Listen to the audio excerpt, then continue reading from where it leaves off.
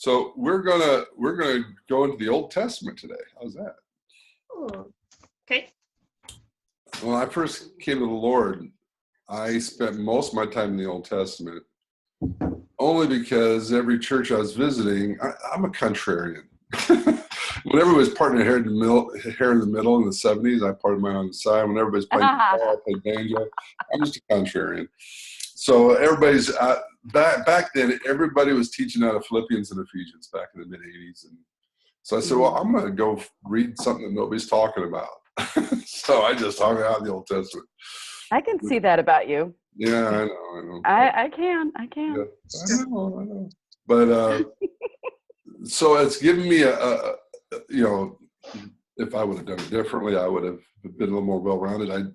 I hang out in the New Testament mostly now, but it helped me really get a solid perspective of how this leads on top of one another, and how some of these things are intermixed. As people see the Old Testament as, how did people get saved in the Old Testament? Same way they did in the New. Abraham believed God and reckoned him as righteousness. Okay, it's this belief, it's faith, and most of what's spoken of here isn't dealing with salvation. It's dealing with how to relate with God and how to follow. But then it builds upon it where you see the thread. And Hebrews is really good at laying out the thread of the commonalities of both testaments. Yeah. But today, I'm going to pull out one that I think is pretty profound because a lot of the themes of what we've been studying is leadership based, and this is no exception. And I'm going to go to Judges 6. If you want to go to Judges 6, when's the last time you guys read Judges? Long time ago, huh? Oh yeah. It's been a while. Judges 6, you say, right? Yeah, there's some good, meaty stuff in there. So this one's the story of Gideon, the beginning of it. So in Judges 6, verse 11, all right, it's saying, starts with this, says, and then the angel of the Lord came and sat under the oak that was in OPHRAH, which belonged to Joash the ABIEZRITE, as his son Gideon was beating out wheat in the winepress in order to save it from the Midianites. So there's a reason why I'm going through this verse, but this one's setting the stage, so I'm breaking this all down. So this is the first verse I want to talk about. Verse 11 is, I want to explain what's happening here. Is Joash had a son named Gideon who was beating out wheat in the wine press. Now the wine press was a pit, okay? So it was like a hole in the ground. Okay, it wasn't some machine that you cranked and it squeezed all the juices out. It wasn't like a Vegematic or a juicer machine today, It was a pit. Basically, it was a pit dug in the ground, and then you would have people, you'd throw all the grapes in there and they'd have people walk on it and then get all the juice out and press it. The reason why he was in the wine press, though, okay, this is speaking of territory, is they were in their land. Okay, they were in the promised land, but they weren't operating in their authority, because the Midianites, who were not from that land, were coming in, as bands of vandals, and would go steal stuff from villages. So Gideon, who's the inheritance of Joash, is going to go to Gideon. That's his lineage. He's hiding from the Midianites by beating the wheat that they were going to eat in a hole to hide. I really want to take time to paint this picture here. He's not operating in any authority. He's not doing anything valiant. He's not doing anything heroic here at all. He's being a chicken. This would be comparable to you cooking mac and cheese in a hot pot in your attic because you're afraid your neighbors are going to take your mac and cheese from you when they just invite themselves into your house and and raid your refrigerator. That seems Okay. silly. So to put that in perspective, that's a chicken, right? In the middle of the day, you've got some obnoxious neighbor who comes in and helps themselves to your refrigerator. Instead of telling them to get out or I'm going to call the police, you go hide in the attic and eat your mac and cheese out of a hot pot, which shows my age. I shouldn't say a hot pot. I had a hot pot in college, so that shows you kind of my age. Anyway. Hot plates are still around. They're coming back. Don't worry. Are they? Okay. Yeah. But so you're getting my picture here about Yeah. Gideon. The guy was a chicken. He was a wimp. Correct? Yeah. All right. So then we go to the next verse, verse 12. Then the angel of the Lord appeared to Gideon and said to him, "The Lord is with you, O valiant warrior." To me, this is one of the most pivotal verses on authority in the entire scriptures. Because God sent an angel, or in this case, you would say many times in the book of Judges, when you see the angel of the Lord, it's actually talking about the Lord. Okay. You see that the angel of the Lord came to, well, not in Judges, but in Joshua came to him as the angel of the Lord, but then he said, "I'm the captain of the host of the armies of heaven." Most theologians agree that that was Jesus before he was incarnate. And so here God basically is saying to Gideon, "I am with you, O valiant warrior." From what we just read earlier, what has Gideon done that was valiant or warrior-like? Not a thing. Not a deadgum thing. Mm-mm. But God called him a valiant warrior.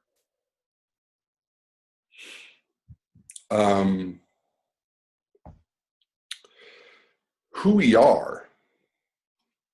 Sure, I was going to figure this out. Okay. This is going to show how cheap I am right now. But, okay, so I got a quarter here, right? Mm-hmm. All right. If I spit on this thing and beat on it, would you still want it? Put a glove on? Sure. 25 cents, right? Yeah. If I throw this in some dog doo-doo in the yard, pick it back out, clean it up, would you still want it? Doesn't change the value. Exactly. The value is what this was created to be worth a amount of money. Mm-hmm. No matter how it's being treated and where it's found, it's still worth that value. Yeah. So whether or not you are operating in the value you're created with, that doesn't change the matter that you have that value.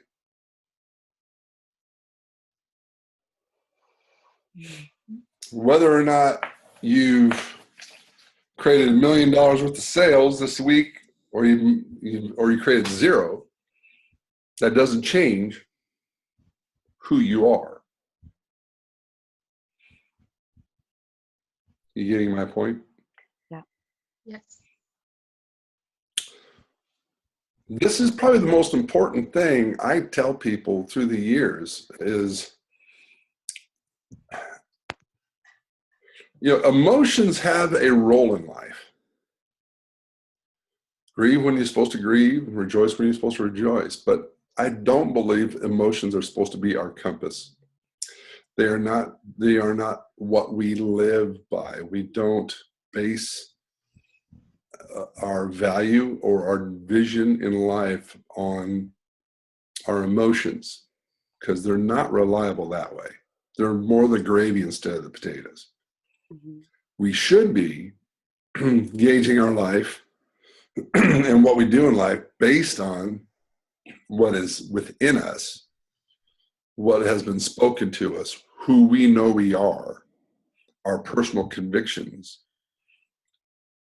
our character that's been spoken into us by God himself. That should be our moral compass. That should be the thing that leads us, is our spiritual conviction, our spiritual identity, not how we feel today. And so what the Lord is reminding him here is that I've created you to be a valiant warrior. You may be acting like a chicken right now, but I created you to be a valiant warrior, and you will be one because I am with you. I know I'm camping out in here at length, but to me, this is a critical point. What I see with most people, not just in the church, I see it in business. I see people that whether or not they do something is based on them sticking their finger in the air and seeing which way the wind's blowing, or whether or not people think it's a good idea. Oh, let me just help you understand something. Every major innovation we've had in the last 150 years have come from people that did not listen to all the feedback that said this is not a great idea. We shouldn't be doing this. Nobody's ever done anything like this. That's stupid. Mm-hmm. We wouldn't have the engine, the gas powered engine, if everybody listened to the feedback of the community around them. They say, this is ridiculous. This one thing cannot replace all these horses. That's why they call it horsepower. I don't know if you knew that. Yeah. But as far as the strength of an engine, is they needed to equate it with how many horses you'd have to have in order to create the same amount of power. Mm-hmm. And in order for people to buy into it, because nobody was buying into it. Yeah. Why? Because we've never seen this before. If you want to see something in your life that nobody's ever seen before, you've got to be finding your driver from within, not from the environment around you. Does that make sense? Yeah. Because everybody around you, I would say the majority of people around us, are familiar, not only with us, but with what we've done and what they've done. And so then they're going to base what we do on what we've done instead of who we are, who God says we are. So operating under a feeling of, I want to prove you wrong, that's not necessarily a good thing either, is it? No, in fact, that's one of my pet peeves on, the I told you so plates and stuff like that. I hate those things. Yeah. Because you'll never see me have one of those on my car. Not because I understand the psychology of it, but that's not really operating in an authority that you're really wanting. The authority you want to know is, I don't really care if I told you so or not. This is who I am, and this is what I'm going to do. Well, if you operate out of spite, once you achieve that one thing, how can you move forward and beyond it? Because now you've given it power. Yeah. Your opinion mattered to me. Right. Now that I have your right opinion, now I got to keep it. So who's still got the power seat? Right. They do. Right. Okay. So the angel of the Lord appeared to him. So this, if you had the Lord say this to you, you'd be pretty pumped, wouldn't you? Oh my golly. Right. Okay. Well, here's what's funny about Gideon. Check this out.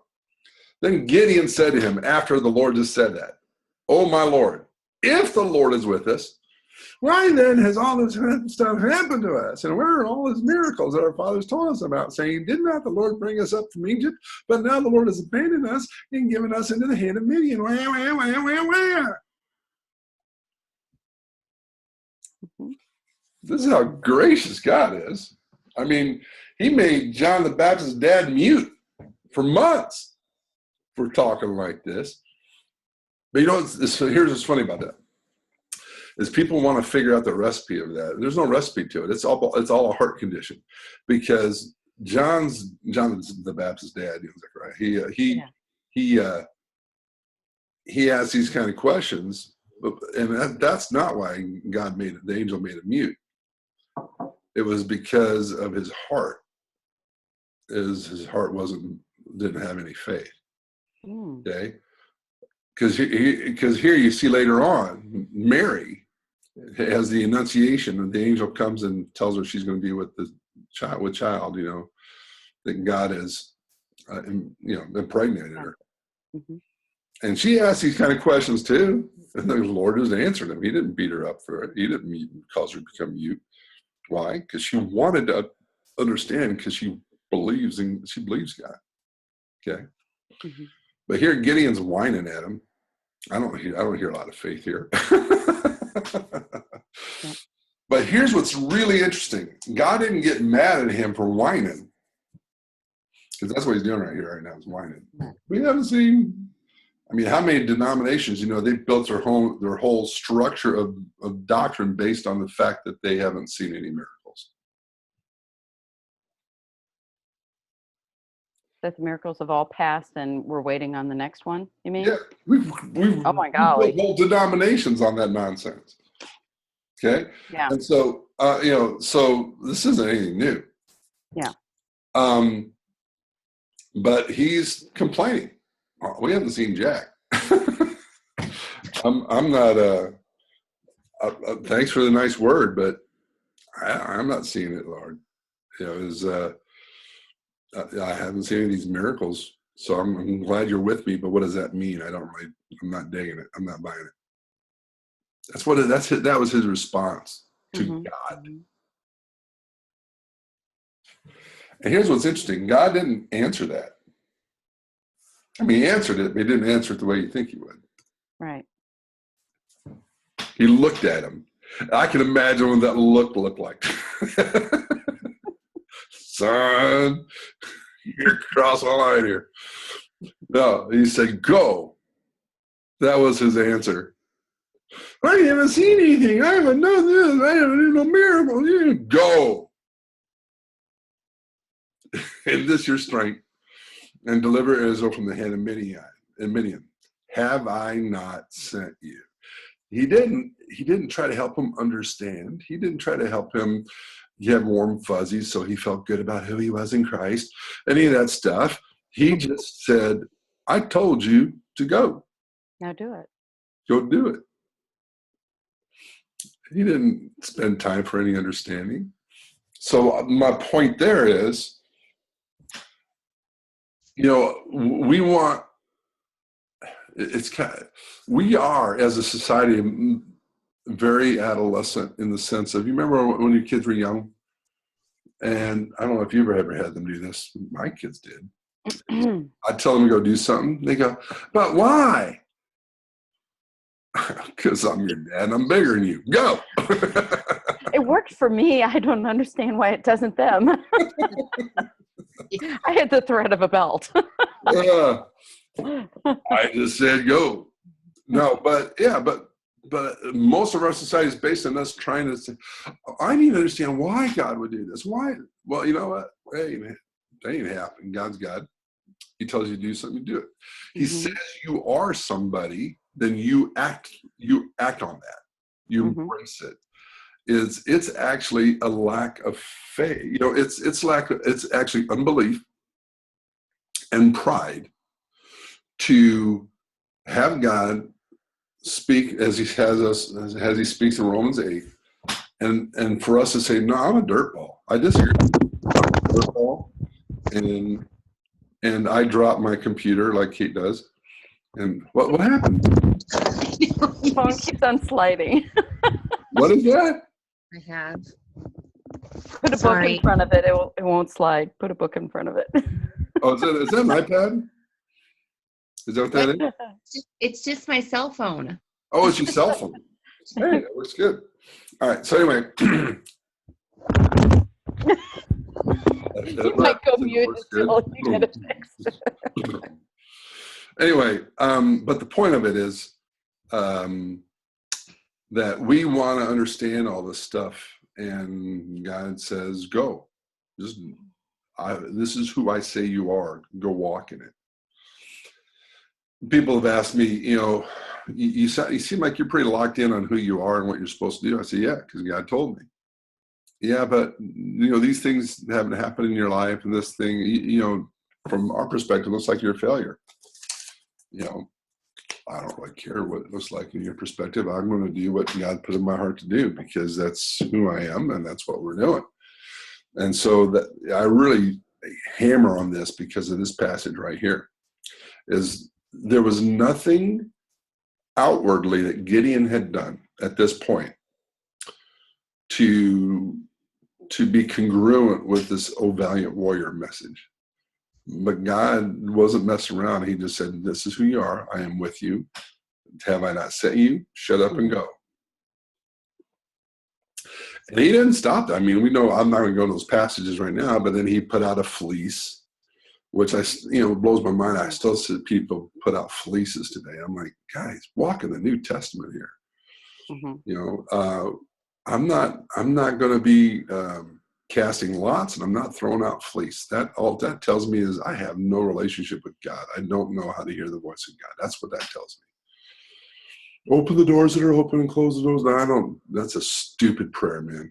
I'm sorry. I'm just being bold here.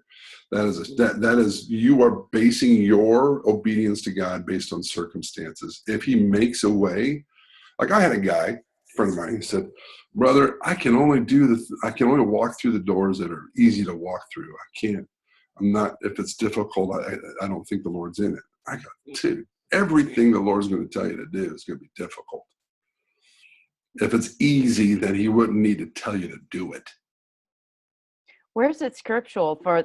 I've heard that so many times. Walk through the doors that are open and it's not. It's just people creating their own theology to pacify their own unbelief. Okay. I went off on that a couple events ago when people said, I only walk through doors that are open and close the doors that are supposed to be closed, Lord. I mean, nonsense, man. I busted down my own doors. If I had to hit a brick wall, I just took a sledgehammer and made a hole. I created the door. If I know what God wants me to do, that's a problem. Most people don't know who they are. They don't know they're a valiant warrior. And they don't know that God has sent them.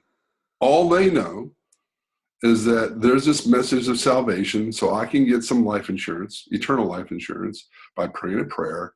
And then, I'll be thankful that he gave me this life insurance policy while I just kind of acknowledge him for the rest of my life instead of really know him. But if I'm dwelling in him, if I'm living with him, if I'm finding my life in him, then man, I'm going to start getting sick and tired of hearing all this, warm, fuzzy stuff. No, he's going to tell you stuff like, go, and this is your strength, and deliver Israel from the hand of Midian. Have I not sent you? You're going to hear that kind of stuff if you're hanging out with him. How do you know that, Bill? Because he says, my sheep hear my voice. So I know some of the stuff God wants to do. Why? Because he's told me. So you say you talk to God? Yeah, I do. Every day. And if you want to put me in the nut hut for saying that, knock yourself out. Good luck trying to drag me into your paddy wagon. But you see what I'm saying? Yeah. So the key thing in these verses, the first thing is, he's not doing anything that equates with a higher calling. Then he gets a higher calling. And then he even second guesses it, and all that God does is reemphasize his message.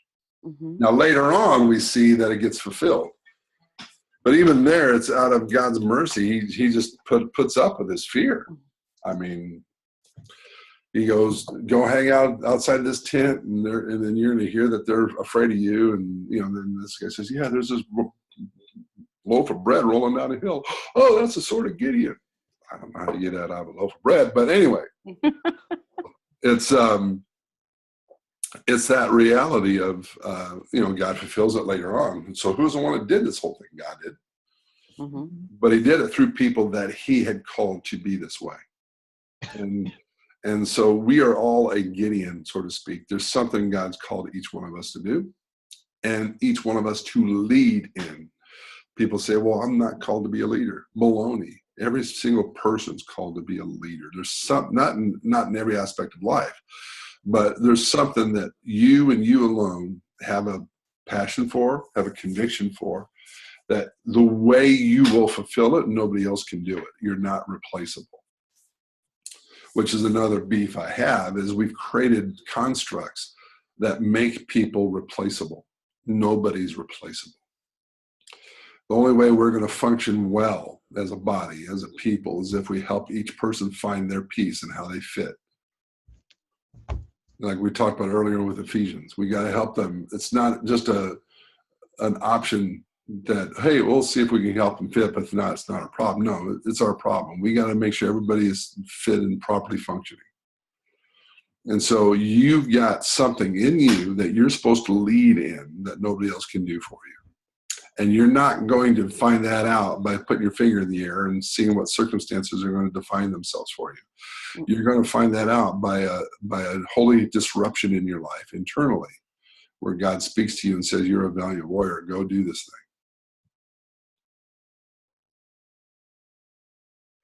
thing. All you got to do is listen. And when you hear it, embrace it, put your hand to the plow and don't look back.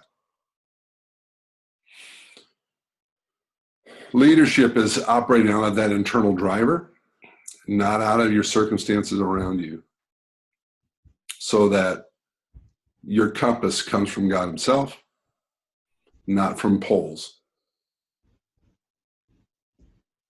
Mm-hmm. You know, and what we lack in this country, and this is not an anti-Hillary or an anti-Trump message, it is the fact that no matter who you voted for, we really have a massive lack of leadership. Because everybody is determining what they're going to do based on polls. Mm-hmm. Which just tells me you're not a leader. Any questions or thoughts? Because that's my passages for the day. Well, I'm just going on a little bit further into that, where he says, at first he had said, Gideon had said, well, how can this be that we are who you say we are? And then later on he says, but sir, please let me bring this to you. Yeah. It's like, wait a minute, he just said go and do this. Now you want to. He keeps testing him. It's weird, but it almost sounds like when Saul kept on saying, bring me back into the favor of the Lord. Please bring me back in the favor. It's like, well, you kind of lost it. Yeah. But just do what you're told.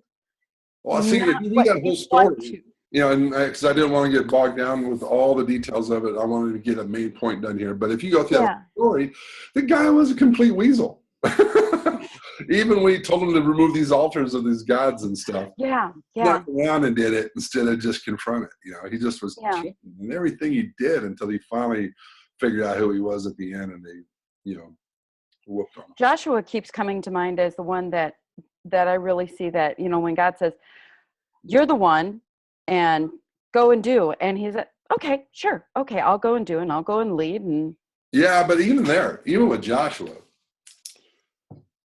one of the greatest miracles ever recorded in history took place because Joshua did not ask God.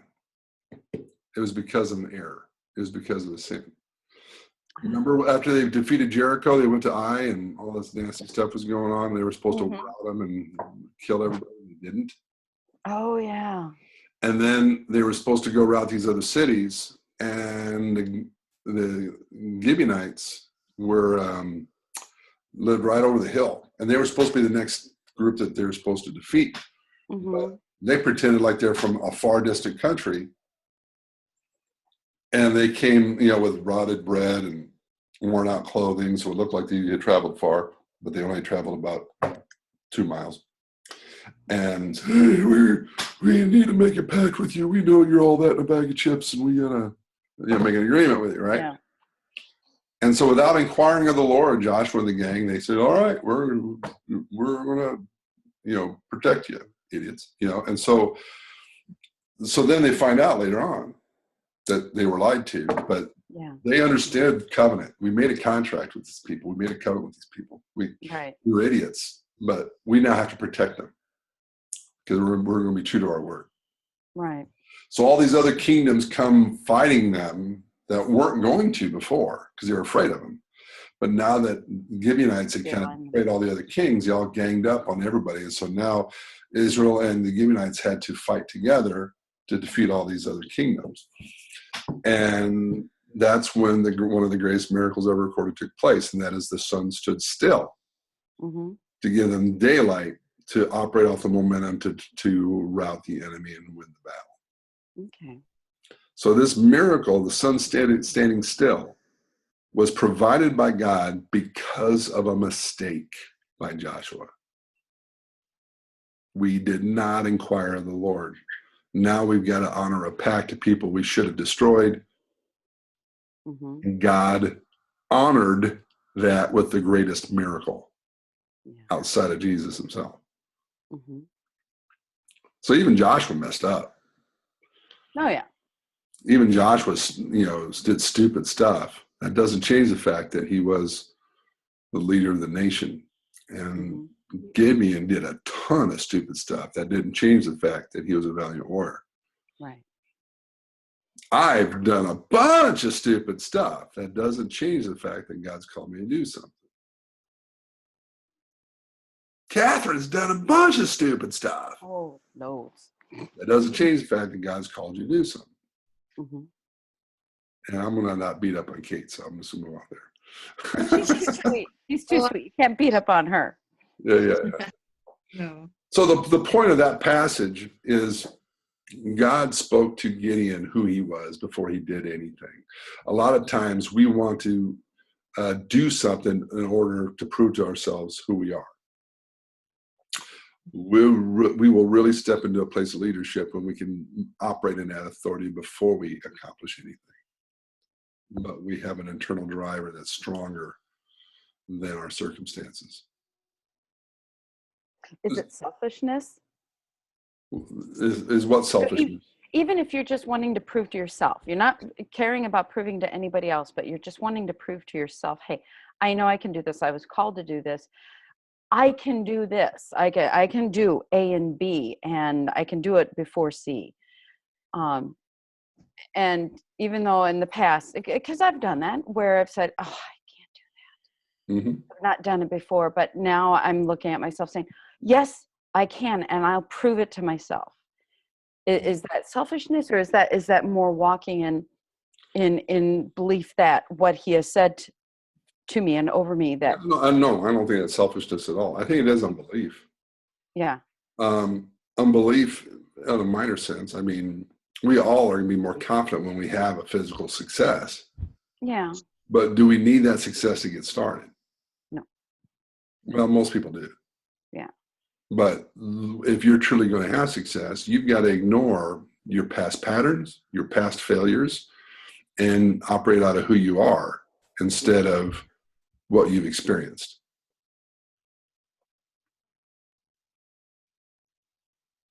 You think about it, most of the movies we go to, we spend money to watch, are people that overcome circumstances and operate in something nobody expected them to be able to do. That's basically what we go to movies for, is to find the very thing that we're supposed to operate in. Mm-hmm. Operate out of our moral compass, our own personal driver, and overcome all the circumstances instead of using the circumstances to measure who we really are. We go to movies to see that. We pay money for that because we don't have the courage to actually live that out. It's interesting. Since I've kind of embraced this mindset, I have no drive to see movies because I'm living in my own movie. You're making them yourself and put them on YouTube. Something like that. Yeah. So hope that was helpful. Was that helpful? Absolutely. I've got several people that I've got to forward this on to and say, you need to be on this Monday mornings with us at 8:00. So if they're not at their job at that time, they need to get on this. So All right. Well, bless you guys. thank you, Bill.